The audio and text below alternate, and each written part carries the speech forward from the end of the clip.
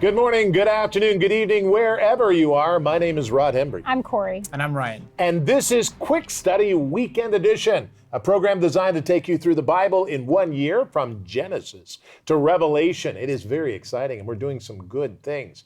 Now, these two are here to help me understand. What is it, Corey, you're doing today? Well, today I'm going to be taking a look at the biblical character of Joseph.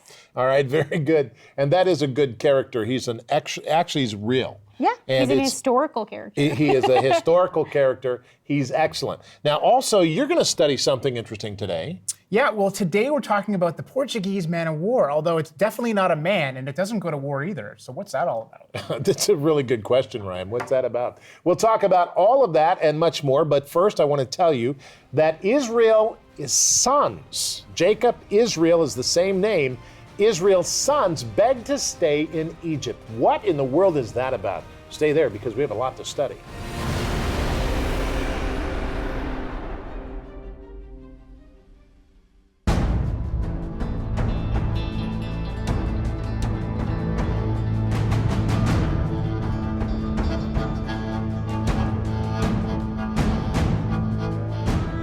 Today, you and I are going to be focusing in on the biblical character of Joseph. Now, there is a lot about Joseph that really shows that the biblical author was writing about a real man living in ancient Egypt. Now, some of it is really surprising, and other aspects you would expect that if Joseph really was real, that the Bible would need to record accurately Egyptian culture.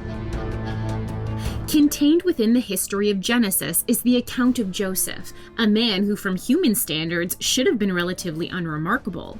Genesis 29 and 30 tell the sordid tale of his father Jacob.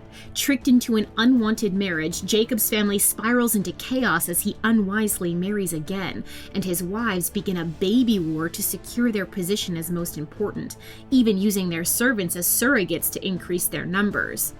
The firstborn son of Jacob is Reuben by his first wife Leah.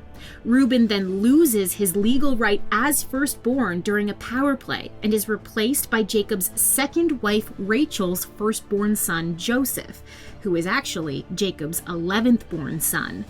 Joseph is hated by his older brothers. Why should the youngest receive the inheritance? They kidnap and sell him to slave traders who take him to Egypt, and here begins the interesting history of Israel and Egypt that lasts hundreds of years. In Egypt, Joseph rises to importance and is given an Egyptian name translated in the Bible as Zaphanath-Paneah. Trying to decipher this name's meaning has proven tricky, but an interesting theory is purported by scholar Kenneth Kitchen and has gained some traction. This theory equates our English transliteration of the Hebrew Zaphanath, which would originally have been an Egyptian word, into he who is called. From Egyptian slave lists, there is a known formula of renaming slaves, and it goes Asiatic name, he who is called, Egyptian name. In order for Zaphanath to represent that formula, there would have had to have been a mistake in translation, a switching of two main consonants in the word. Culturally, this type of error is known to happen often, so cannot be discounted outright. If Kitchen is correct, Joseph's Egyptian name was actually Paneah, which means life or to live. This would render Zaphanath-Paneah as Joseph, he who is called life, or he who is called living. The name of Joseph that's recorded in the Bible, the name that was given to him, his Egyptian name, is really interesting because it is, as we've just talked about, it is attested to in ancient Egypt. But there are a lot of other aspects about that are recorded in the Bible about the life of Joseph that are also verified and attested to in ancient Egyptian culture. One of those is that there were many Asiatic slaves and Semitic slaves brought into ancient Egypt from slave trading, from skirmishes and battles that the pharaohs would go out and generals would go out and bring back prisoners of war, and they would be sold onto the slave market. There are many Semitic and Asiatic names that appear in lists of households as servants and slaves in ancient Egypt. Now, another maybe surprising aspect for some people that is attested to in ancient Egypt is the fact that a non-Egyptian could become a major political figure in certain periods of time in ancient Egypt's history, particularly in the New Kingdom and the Second Intermediate period, around the time period of the Hyksos people. Now, there are a few even viziers that are mentioned where their grand tombs have been found, but they feature Asiatic and Semitic names, so non-Egyptian natives could rise in government in ancient Egypt.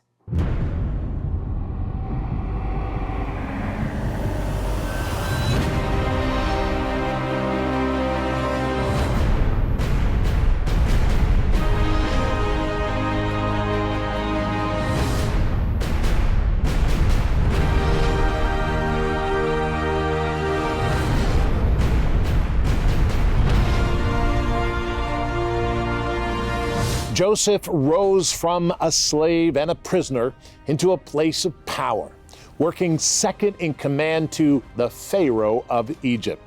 Now, Joseph acted as his father's son by bringing Jacob to Pharaoh.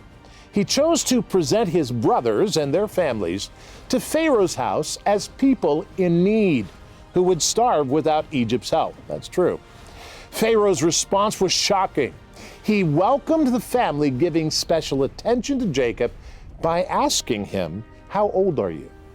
Now, this was a great meeting between the family of the man who made Pharaoh great during the famine of the Pharaoh in Egypt himself.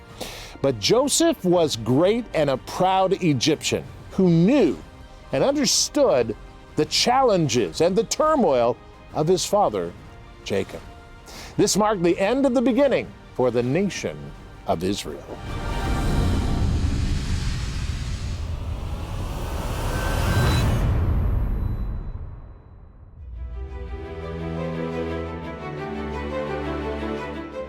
Genesis 47, verses 1 through 12. Then Joseph went and told Pharaoh and said, "My father and my brothers, their flocks and their herds and all that they possess, have come from the land of Canaan, and indeed they are in the land of Goshen." And he took 5 men from among his brothers and presented them to Pharaoh. Then Pharaoh said to his brothers, "What is your occupation?" And they said to Pharaoh, "Your servants are shepherds, both we and also our fathers." And they said to Pharaoh, "We have come to dwell in the land, because your servants have no pasture for their flocks, for the famine is severe in the land of Canaan. Now therefore, please let your servants dwell in the land of Goshen." Then Pharaoh spoke to Joseph, saying, "Your father and your brothers have come to you. The land of Egypt is before you. Have your father and brothers dwell in the best of the land. Let them dwell in the land of Goshen.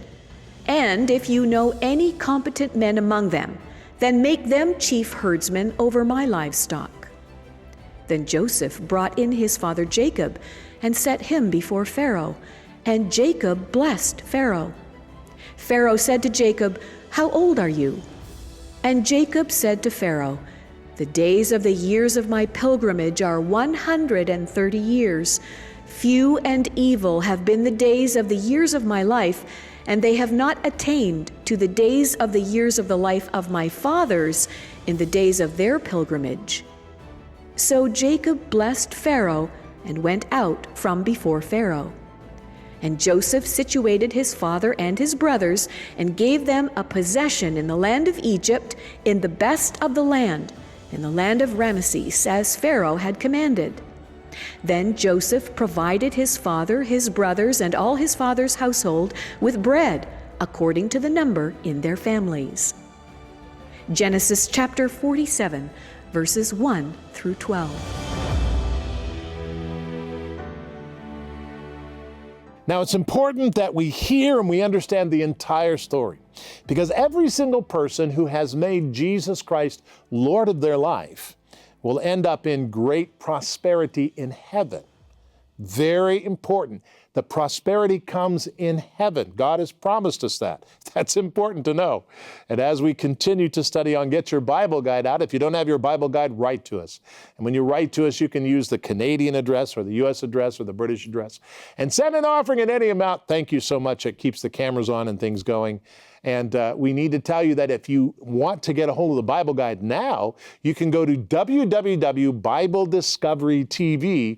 www.BibleDiscoveryTV.com. When you go there, click on Donate in any amount, donate, then it'll take you to a page where you can get the PDF files of the Bible Guide.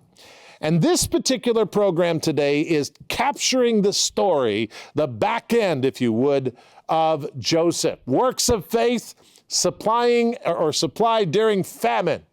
And this is amazing because Jacob is in famine. His sons are in famine. In fact, he said, he's sitting there and he said, don't just sit there, guys. Go down to Egypt and get something. Yet it was Egypt that the famine was revealed to through Joseph, so Pharaoh and Joseph could make Egypt successful during the famine. Isn't that interesting? All right, we're going to read Genesis 47 to 50, and we're looking at Genesis 47, 1 to 12. The scripture says this, and it's very important as we look at it. Genesis 47, 1 through 5 tell us, then Joseph, who's successful now, went and told Pharaoh, and he had come to great success, my father and my brothers and their flocks and their herds and all they possess have come to me from the land of Canaan. And indeed they are in the land of Goshen. And he took 5 men from among his brothers and presented them to Pharaoh. Then Pharaoh said to his brothers, what is your occupation? And they said to Pharaoh, your servants are shepherds, both we and also our fathers. And they said to Pharaoh, we have come to dwell in the land because your servants have no pasture for their flocks and their famine. It's severe in the land of Canaan. Now therefore, please, let your servants dwell in the land of Goshen. And then Pharaoh spoke to Joseph, saying, your father and your brothers have come to you. Isn't that interesting? Israel's sons begged Pharaoh to let them stay in Egypt. Fascinating. Pharaoh turns and says to him, very interesting, we must come to those around us as humbled, not proud. When we come to people humbled, people see us for who we are. Now, I need you to get the feeling of this because Joseph's been to prison, and he came out of prison by telling Pharaoh what his dream was. And it was true. 7 years of famine, that's a serious, and he said, well, how do we prepare? And he spent 7 years and he got them all prepared and he figured it out. And Joseph is a young, powerful man, second to Pharaoh. And his brothers come to him. And he learns and he tells this is a dramatic story. He tells the story and he tells his brothers who he is. His brothers think he's dead, but they're totally shocked. And then his father comes to the land of Pharaoh. Joseph brings his family, who he thought he could forget. He brings his family to Pharaoh. And Pharaoh says this. I'm just amazed by this line. Pharaoh says to Joseph, your father and your brother have come to you, Joseph. Isn't that amazing? That is amazing. So now we come to verse 6. It says, the land of Egypt is before you. Have your father and your brothers dwell in the best of the land. Dwell in the best of the land. I love that. Let them dwell in the land of Goshen. And if you know any competent men among them, then make them chief herdsmen. Chief herdsmen over my livestock. Can you believe that? This Pharaoh was, he was serious. You see, Pharaoh responded positively to Joseph. When we come before the people without pride, they see us for who we are. People of Jesus Christ. You know, beloved, this is so important as we look at this and we understand the entire story of Joseph. And this is something that you really need to spend the time and read. The entire story of Joseph is amazing. And we see this, that his brothers and his father come to Pharaoh, and they're not proud and they're not lifted up and they're not like, we are who we are. No. They come and they say, listen, this is who we are. We are starving to death. We need your help. And Pharaoh turns around and gives them the best. All because of Joseph and what he had been through at the beginning. See, Joseph understood that, because what does it say? God was with Joseph. God was with Joseph. And if we are honest with God and faithful to God, he will be with us. Then Joseph brought his father and Jacob and set him before Pharaoh, and Jacob blessed Pharaoh. And Pharaoh said to Jacob, how old are you? And Jacob said to him, the days of the years of my pilgrimage are 130 years. Few and evil have been my days of the years of my life, and they have not attained to the days of the years of the life of my fathers and the days of my pilgrimage. So Jacob blessed Pharaoh and went out from before Pharaoh, and Joseph situated his father and his brothers and gave them possessions in the lands of Egypt, in the best of the land, in the land of Ramesses, as Pharaoh had commanded. And then Joseph provided his father, his brothers, and all of his father's household with bread according to their number in their families. That is amazing. So this means everything is lost for them, but everything is found. Everything is lost, but everything is found. Jacob realized when they spoke to Pharaoh, God gives us rest when we submit to his will. Beloved, God gives us rest when we submit to God today.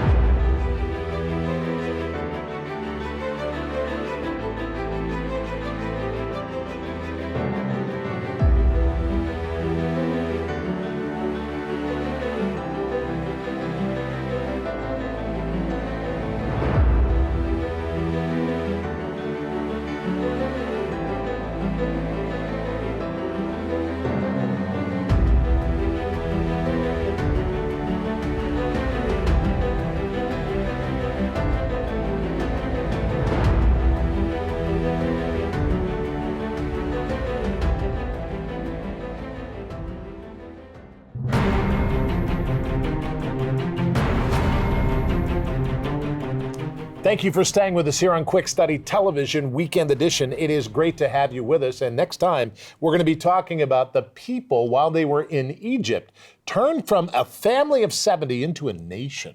This is amazing. We're going to study that and much more next time on Quick Study Television on Monday. So make sure you have your VCR or whatever set, or you can watch us on the internet.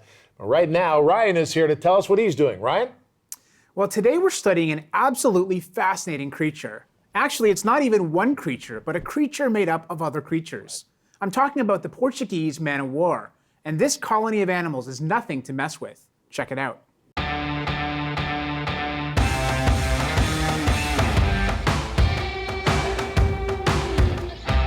Known as a terror on the high seas, the Portuguese man-o-war is nothing to cuddle up to. Often confused for a jellyfish, this organism, which lives in the warmer oceans of the world, also has a misleading name. Obviously, it is no man, nor does it go to war. In fact, it is not even a single thing, but an organism made of organisms. Indeed, the man-o-war is actually a floating colony of 4 separate animals, all working together. Called zooids, these creatures, just like the crewmen of a ship, each independently perform specific tasks for the survival of the colony. For example, one of these animals, the pneumatophore, is the gas-filled translucent sac that allows the colony to float on the ocean surface. And according to Answers magazine, this bubble doubles as a sail, catching both air and water currents to move the colony over the briny deep. Incredibly, these sails can be right or left-sided, similar to people's right or left-handedness. Left-sided men-of-war drift 45 degrees to the right of the wind, while right-sided ones drift to the left. This simple difference allows the colonies to spread out more evenly, reducing swarming. Additionally, the pneumatophore plays a crucial role in the defense of the colony since it can deflate and sink below the water's surface if the winds become too severe or if a predator swims by. Another of the zooids is called the dactylozoid and makes up the long tentacles. Typically, these tentacles are about 30 feet long, although they can apparently reach lengths of up to 165 feet. Though the man-o-war is not a jellyfish, the tentacles do release toxin in much the same way. Once the prey has been poisoned, the tentacles then bring the food up to the next zooid for digestion. Called the gastrozoid, this creature looks like a group of worms with mouths. Usually these mouths are only 1 to 2 millimeters thick. However, when consuming food, they expand to 20 millimeters. The fourth zooid is called the gonozoid and is responsible for reproduction. The gonozoid contains all of the necessary information to reproduce all the other members of the colony. Each colony is either a male or a female, and reproduction occurs in 2 phases. Heather Brinson Bruce explains. The first phase starts when a large swarm of colonies gathers. In the dense gathering, the males and females produce many larvae. This allows for each species' genes to be constantly reshuffled, preventing inbreeding. In the second phase, each larva finds a flat, stable surface, often on the ocean floor. It attaches to the surface, growing into a quote-unquote plant. Each plant actually produces many new colonies, allowing the population to grow rapidly. The man-o-war is not only a stunning example of the creator's handiwork, but also an illustration of how we too are designed to work together with one another.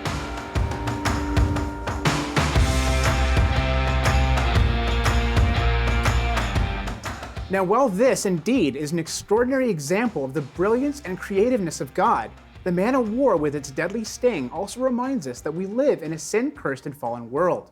See, the man-o-war before the fall of man wasn't dangerous. In fact, you couldn't even call it a man-of-war because there was no war. This creature or creature of creatures once lived peacefully and only ate non-living things like plants and bacteria. Now, the good news is that one day the pre-fallen state of the world and universe will be restored.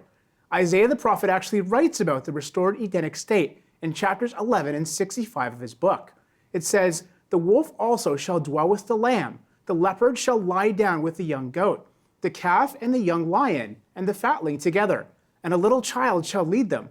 And listen to this, verses 8 and 9 say, "The nursing child shall play by the cobra's hole, and the weaned child shall put his hand in the viper's den. They shall not hurt nor destroy in all my holy mountain. For the earth shall be full of the knowledge of the Lord as the waters cover the sea." What hope we have in the future if we've made Jesus Christ the Lord of our lives. You know, that's true, Ryan. I mean, making Jesus Christ the Lord of our lives is the key factor there. But this, again, we have to talk about this, bringing the idea of thinking back into this. You know, if we understand that we never started with killing, we never started with war, and the Bible explains this. Killing, you know, began in chapter 4 when Cain killed Abel, and over an offering to God, which he knew how to offer a better offering. We were not eating meat. We weren't eating each other. And that's very important. To change our thinking is so difficult because we've been trained the other way. We've been trained that, you know, people killed each other and they hate each other, and that's natural. Yeah. And it's not natural at all. It's not, and that is absolutely stunning when you stop and think about that and look at it. And by the way, just so everybody knows, you know, the fruit bat actually has the sharp teeth and is a real, you know, everybody's, oh, it's fruit bat. Yeah. What do you think the fruit bat eats? Fruit. Exactly. No, big teeth don't necessarily mean. Yeah. Well, hey, doesn't. some fruit is really hard to eat. You know, you need teeth for that. You need sharp teeth. I'm telling you, when I'm actually eating nuts, you know, walnuts or whatever, and you need what to get a walnut open? You need a pair of pliers or something to get it open. I mean, the fruit like this is very important to understand that the teeth and the things and lions and all of that, they have those teeth. And that's what the teeth were made for. But to get people to think that way is so hard because of the way people have been today instituted by the way science is. It's just not true. It really isn't. Well, anyway, that's enough for me. I just wanted to, by the way, and you said that Joseph, one of the things you were talking about, the biblical characters are real. And that's really true. We talk about the biblical characters, but they're actually real. Joseph was real. Yeah, and I mean, how the historiography is written in the Bible, how the narrative is written, it really does.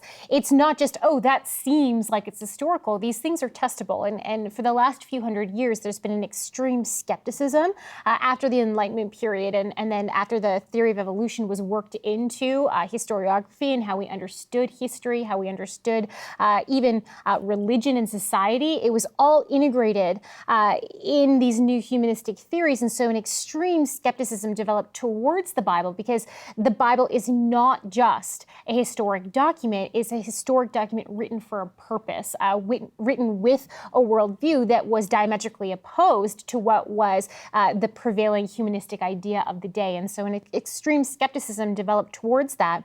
But one of the benefits of that has been study into especially the early patriarchs in Joseph and the Exodus.